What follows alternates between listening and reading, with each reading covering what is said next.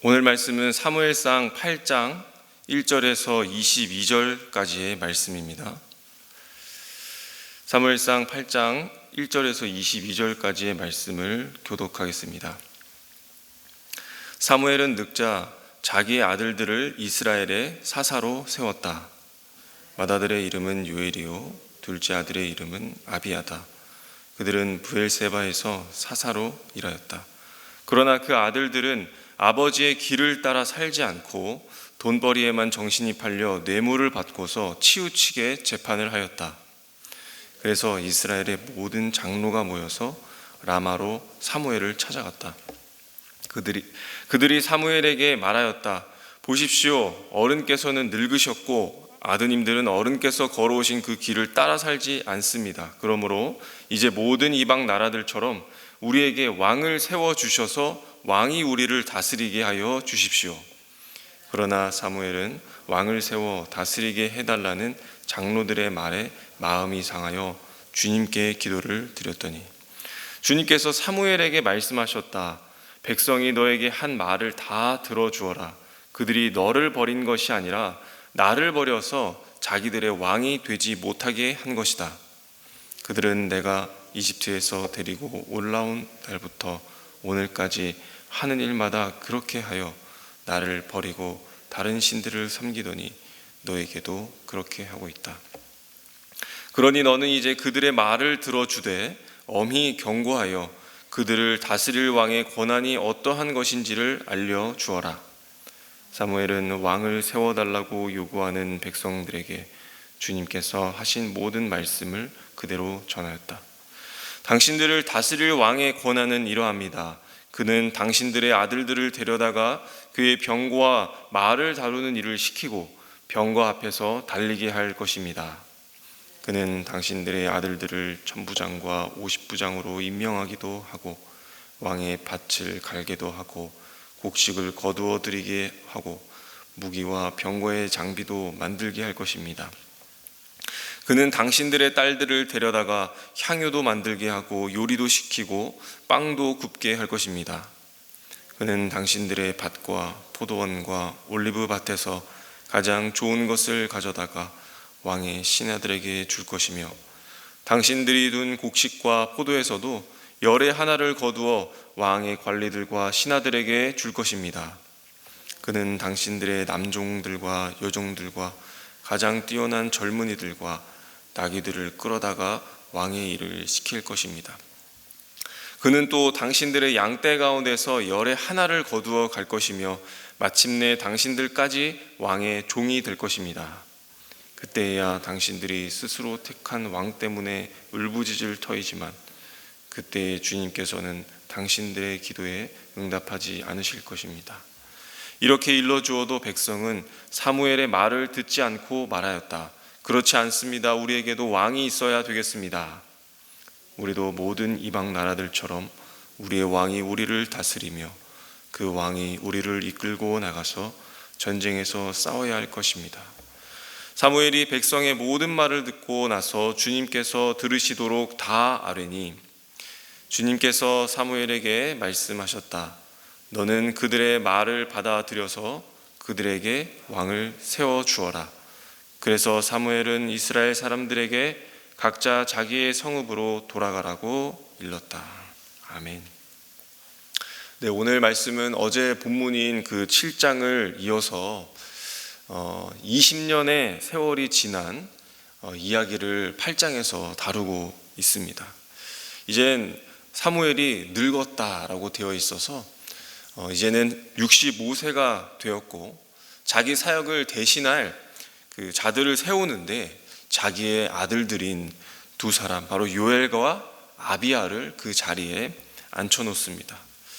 이 요엘의 이름의 뜻은 무엇이었습니까? 여호와는 하나님이시다라는 것이었고 아비야의 이름은 여호와는 내 아버지시다라는 그런 의미가 있었는데 그들이 이렇게 지어진 이름대로 살지는 못했던 것 같습니다.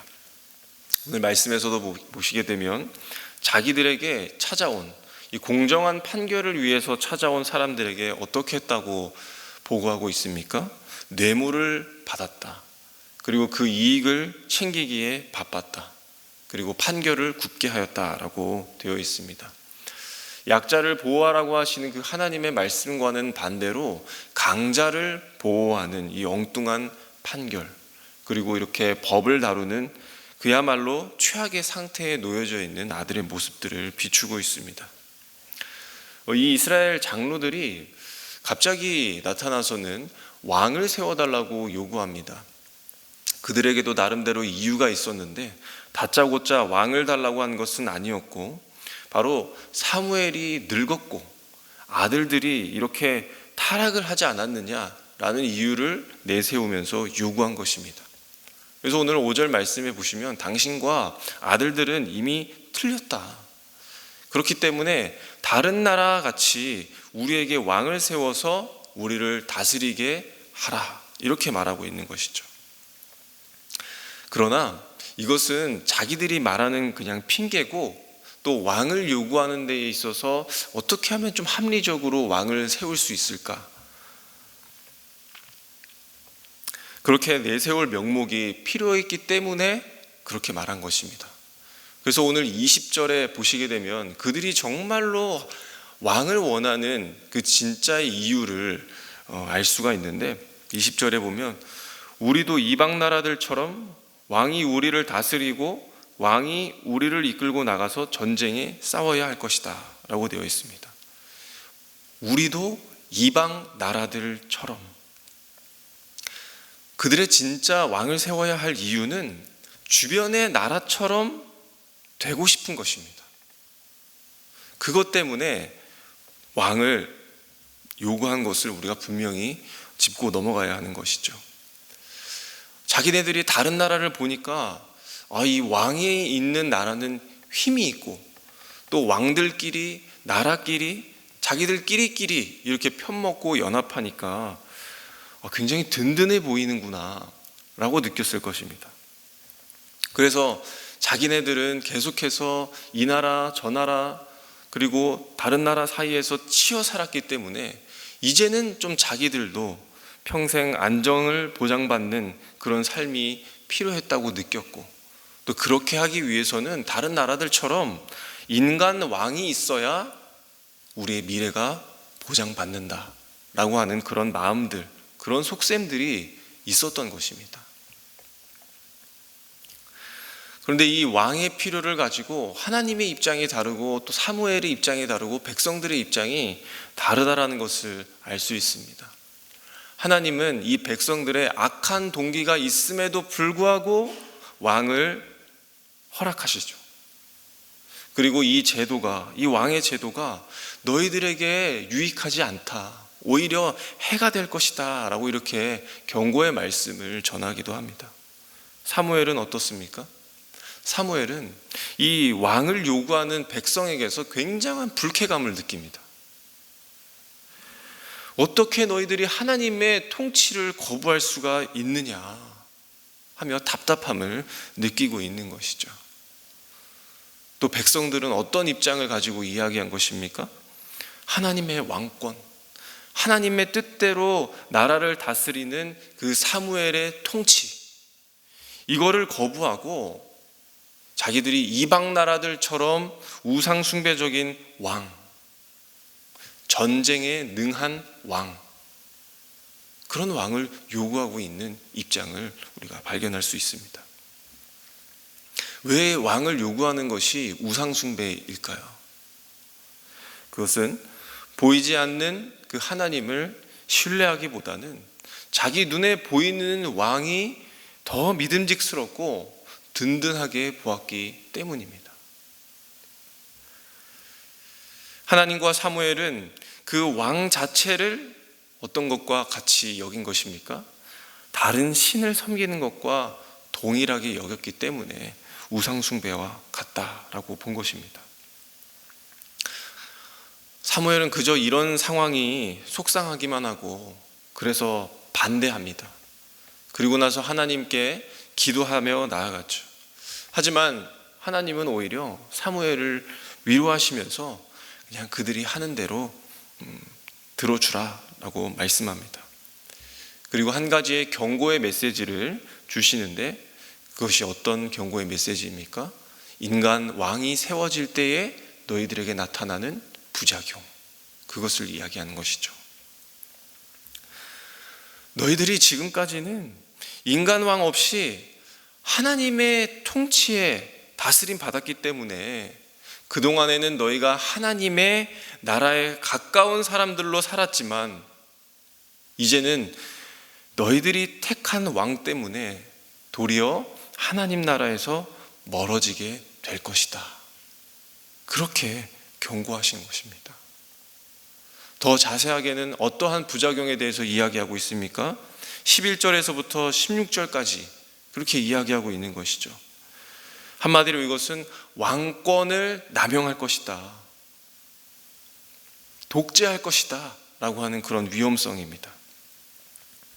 그래서 이 말씀 속에서는 바로 이 왕에 대해서 취하다, 빼앗는다 라고 하는 단어가 4번에 걸쳐 나오게 됩니다. 어떤 것을 빼앗는 것입니까? 왕이 백성들의 것을 빼앗는 자다. 그리고 아들과 딸을 빼앗는다. 밭과 곡식을 거둬들인다. 노비와 나귀나 또 가진 것에 대해서 11조를 취한다 라고 하는 것이죠. 그래서 결론적으로는 왕을 너희가 요구했지만 결국에 그것은 너희가 스스로 사람의 종이 된다는 말이다 라고 하는 것을 하나님께서 말씀해 주신 것입니다. 지금 이 인간들의 선택은 어떤 선택입니까? 하나님의 통치 아래 누리는 그 자유를 버리고 보이지 않는 하나님께서 다스리시는 그 불확실한 미래를 살기보다는 차라리 인간왕 아래에서 자기가 스스로 종이 되기를 요구한 것입니다. 아시다시피 그들은 이미 종살이를 했던 경험이 있습니다. 언제였습니까? 바로 애굽에 있었을 때였습니다. 그들이 애굽에서 얼마나 혹독하게 그 종살이를 경험했습니까? 그리고 그것을 탈출하기까지 얼마나 피폐한 인생을 살았는지 자기들이 잘 알고 있습니다. 그런데 그들은 미련하게도 그때 그 종살이 했던 시절들을 그리워하면서 종살이 하던 때로 내가 돌아가겠노라. 다시 그 종살이를 선택하는 그 미련함을 오늘 이 말씀을 통해서 보게 되는 것이죠. 그리고 하나님의 말씀이 틀리지 않았다라는 것을 나중에 세워질 그 왕의 모습들을 통해서 우리가 보게 됩니다. 어땠습니까? 아합이라고 하는 왕은 나봇의 포도원이 너무 탐스러워서 그것을 빼앗습니다. 살인을 저지르기까지 합니다. 다윗은 어땠습니까? 자기의 신하의 아내 밧세바를 빼앗았습니다. 그리고 백성들의 형편에는 상관없이 양식을 강탈하기도 하고 재산을 취하고 전쟁을 준비하는 이 하나님이 원하시지 않는 그런 왕의 모습을 보여주고 계시죠. 신명기 17장에 보면 하나님이 선택하신 그런 왕의 모습이 기록되어 있습니다. 그 말씀에는 이렇게 되어 있습니다. 그 왕은 하나님을 경외하기를 배우는 자이다. 율법의 모든 말과 규례를 지켜 행하는 자이다. 아내를 많이 두지도 아니하며 은금을 자기를 위해서 많이 쌓지도 않는 사람이다. 이렇게 기록하고 있습니다. 하나님이 원하시는 왕의 모습과는 전혀 다른 왕의 모습. 더 나아가서 오늘 말씀을 통해서 하나님, 바로 왕으로서 갖는 기본적인 자질에 대해서 하나님이 보여주시는 모습이 있습니다. 어떤 모습일까요? 오늘 본문 안에는 이 인간 왕에 대해서 취하다, 갈취하다 라고 하는 단어와 비례해서 반복되는 단어가 있습니다. 바로 듣는다입니다. 7절에 보시게 되면 백성이 내게 한 말을 다 들어주어라. 9절에도 들어주어라. 21절에도 사무엘이 백성의 말을 다 듣고 나서 주님께서 들으시도록 다 아뢰었다. 그리고 22절에 너는 그들의 말을 받아들여서 들어서 왕을 세워 주어라. 하나님은 어떤 하나님이십니까? 들으시는 하나님이십니다. 갈취하거나 빼앗고 종살이 시키지 아니하시는 왕, 들어주시는 분, 우리에게 진정한 자유를 주셔서 스스로 하나님의 통치를 즐거워하고 따르도록, 그리고 그 따르는 것을 기뻐하도록 하시는 평강의 왕, 샬롬의 왕이신 것을 고백하시는 우리 성도님들이 되시기를 바랍니다. 솔로몬 왕도 그런 기도를 한 적이 있었습니다. 나에게 백성들에게 듣는 마음을 허락하여 주시옵소서. 하나님이 왜 기뻐하셨을까요? 백성들이 원하는 왕의 모습, 백성들이 좋아하는 모습을 달라고 여기기보다는 듣는 마음을 가진 하나님과 똑 닮은 왕이 되게 하여 주십시오. 하나님의 길을 보여주고 하나님의 뜻대로 다스릴 왕이 될 것을 하나님께서는 아셨기 때문에 기뻐하셨습니다. 솔로몬이 자기의 통치를 통하여 하나님만이 너희들의 진정한 왕이다 라고 하는 것을 보여줄 것을 아셨기 때문에 기뻐하신 것입니다. 그래서 하나님은 듣고 나서 판단할 만한 지혜를 주신 것 아닐까요? 하나님은 그 솔로몬의 지혜로 보이지 아니하시는 하나님의 다스림이 실현되고, 정말 중요한 것은 이 시대가 이제는 신정에서 왕정으로 바뀐다 할지라도 진짜 왕은 하나님이어야 한다라는 사실, 그것을 전하고 있는 것입니다.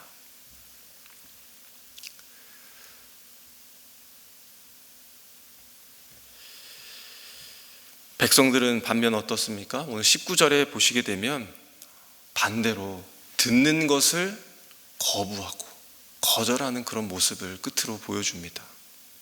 듣지 않습니다. 하나님의 경고에도 불구하고 끝까지 왕을 요구하고 자기들의 뜻을 철회하지 않습니다. 그럼에도 불구하고 하나님은 왕을 허락하시면서 이 8장의 이야기가 끝이 납니다. 성도님들, 백성들은 다른 나라처럼 되는 것, 다른 나라처럼 되는 이것을 구한 것입니다. 이방 나라 같이 되는 것을 꿈꾸었습니다. 그것은 하나님의 뜻대로 나라를 다스릴 왕을 구한 것이 아니라 나와 가족들을 잘 살게 해주는 왕, 그 왕을 구한 것입니다. 어쩌면 우리도 내가 하나님을 믿노라, 내가 하나님을 섬기노라 하지만 우리 안에는 내가 남들처럼 되는 것을 갈망하며 내 삶의 안전과 호의를 위해 하나님 외에 다른 왕을 구하는 것은 아닌지, 내 눈에 보이고 확신하는 것들을 요구하고 있는 것은 아닌지 오늘 시간 기도하는 시간이 되시기를 바랍니다. 어쩌면 주님을 왕으로 모시고 사는 이 믿음의 싸움은 우리의 인생 마지막까지 계속될지도 모릅니다. 그러나 더는 보이는 것에 속지 않고 하나님의 뜻대로 되는 나라가 승리한다라는 사실을 믿음으로 오늘을 살아가시는 성도님들이 되시기를 바랍니다. 하나님은 그래서 우리에게 정말로 우리의 요구대로 왕을 주셨습니다. 누구십니까? 바로 예수 그리스도입니다. 예수 그리스도를 통해서 하나님 나라를 이루시기 위해서 우리에게 진정한 왕을 주셨습니다. 예수 그리스도를 왕으로 모시며 살고 계십니까? 오늘 기도하실 때에 그 왕 되신 주님께 물어보시길 바랍니다. 그분은 들으시는 왕이시기 때문에 우리의 어려움을 아시고 그 어려움 속에서 해방되도록 구원하실 왕이시기 때문입니다. 그리고요, 말씀하실 때에 들으시기 바랍니다. 그 들을 때에 우리에게는 믿음이 생기고, 그 왕은 지혜의 왕이시기 때문에 이 세상을 살아가는 우리에게 지혜를 주셔서 살아가도록 인도해 주실 것입니다. 오늘 시간 말씀을 가지고 기도하실 때에 하나님이 세우신 진짜 왕을 내가 모시기를 원합니다. 내 영혼이 은총 입어 무거운 짐 벗고 보니 슬픔 많은 이 세상도 천국으로 화하도다. 주의 얼굴 뵙기 전에 멀리 뵈던 하늘나라 내 마음속에 이루어지니 날로 날로 가깝도다 라고 하는 이 찬송의 고백이 있습니다. 내 주 예수 모신 곳이 그 어디나 하늘나라. 이 찬송의 고백대로 오늘을 살아가는 은혜와 기쁨이 충만하여 살도록 인도하여 주시기를 기도하시겠습니다. 오늘 가정을 위해서 기도하는 날입니다. 나와 가정과 또 성도들과 온 가정이 하나님의 다스림이 머무는 가정이 되게 하여 주시옵소서. 나와 가족들을 잘 살게 해주는 그런 왕을 구하기보다 진정한 왕이신 예수님의 뜻대로 기뻐하며 살아가는 은혜의 가정으로 세워주시기를 우리 함께 기도하시겠습니다. 특별히 우리 자녀들이 세상에 보여지는 잘됨과 그런 눈속임에 속지 않고 하나님의 지혜로 판단하며 살아가는 은혜를 더하여 주시기를 우리 함께 간절히 기도하시고, 개인의 기도 제목을 올려드리며 이렇게 자유롭게 기도하시다가 돌아가시도록 하겠습니다. 함께 기도하겠습니다.